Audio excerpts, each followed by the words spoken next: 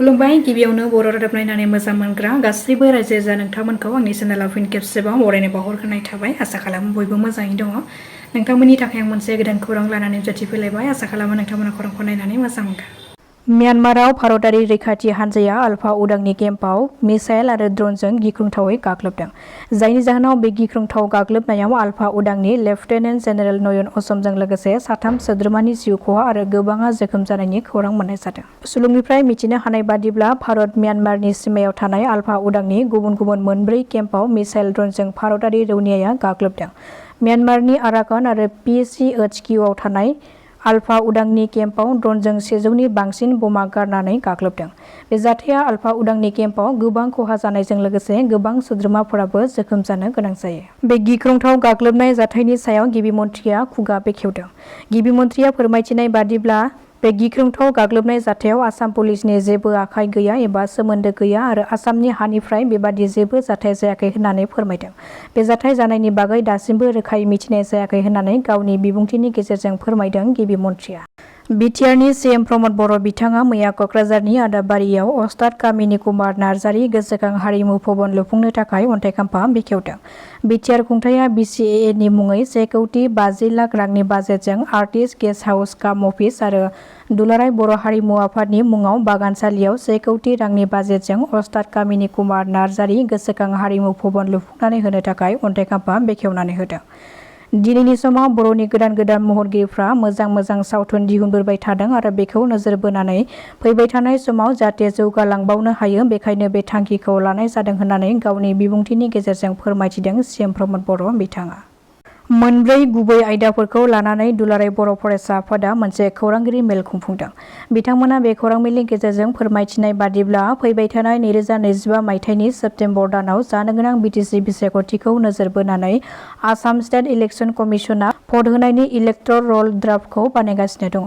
बेखायनो दुलाराय बर' फरायसा आफादा बे बानायबाय थानाय इलेक्ट'र रल ड्राफ्टखौ बर' रावावबो सेबखांजानो थाखाय दाबि खालामदों आरो बेनि अनगायैबो नैथियाव थांनाय 6 जुलाइयाव गिबि मन्थ्रि डक्टर हिमन्त बिश्व शर्माजों गोलाव आयदाखौ लानानै सावरायलायनाय जादोंमोन जेराव आसामाव थानाय असमिया रावखौ अफिसियेलि लेंगुवेज खालामनाय आरो बराक भेलियाव बेंगलि आरो बिटिआरआव बर' रावखौ बिटिआरआव अफिसियेलि खालामनायनि थाखाय दाबि दङमोन जेराव बेनि अनगायैबो आसामनि गुबुन गुबुन जायगाफ्राव असमिया रावा अफिसियेलि लेंगुवेज एबा सेथि रावाव गनायथि मोनगोन।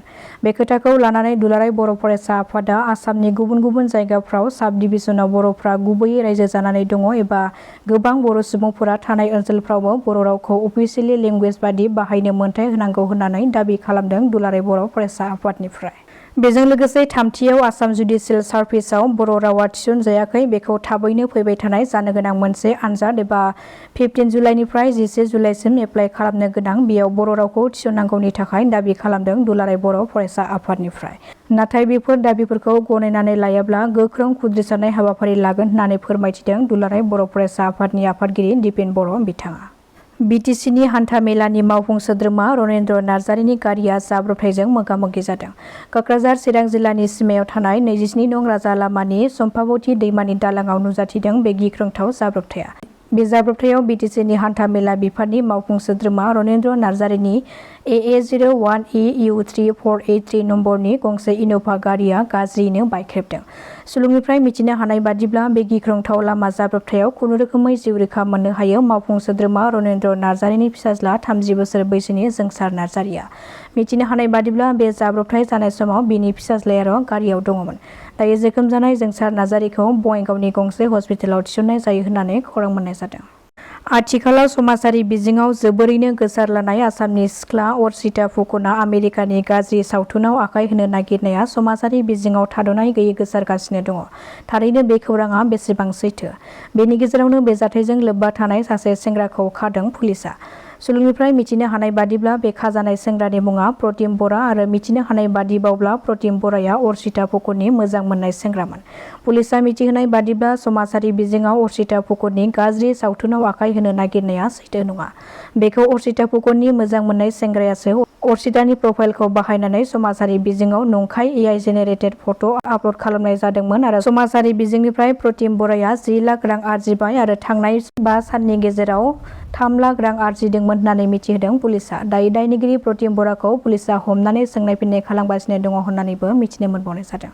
जाफुंसार आखा-फाखा आरिमुगिरि ललित कला एकाडेमि बान्था मोननो हानाय रुंसारि मनेश्वर ब्रह्मनो IIT गुवाहाटीआ डक्टरेट बिमुंखौ होबाय। नाथाय दुखुनांथाव बिथाङा थांनाय 2024 मायथाइनि 22 नबेम्बराव अबथिरायै रुंसारि जालांदोंमोन। गावनि बिसिनि गाज्रि सावगारिखौ समाजारि बिजोङाव गोसारहोदों सासे दुथां फिसाया। मुङा जाकिर हुसेन। बे जाथाया सिगाङाव फैनाय लोगो लोगो बिसिया फिसायखौ दुखु मोननानै थानायाव केस थिसननायनि उनाव दुथां जाकिर हुसेनखौ बाजा बिस्रा पुलिसआ हमनानै थानायाव लानानै थाङो।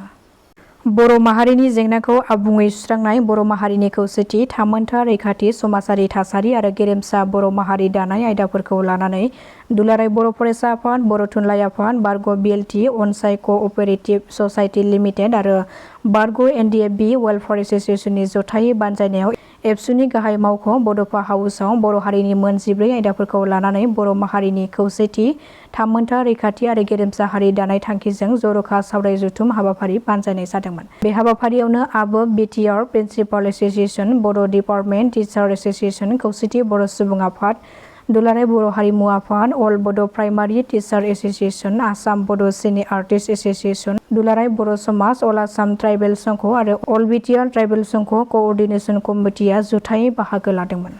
BTR समाजनि गुबुन गुबुन सेक्टरनि UPPLनि मावथिफोर आरो सुबुंफोरखौ CM प्रमद बर'आ लोगो हमदों।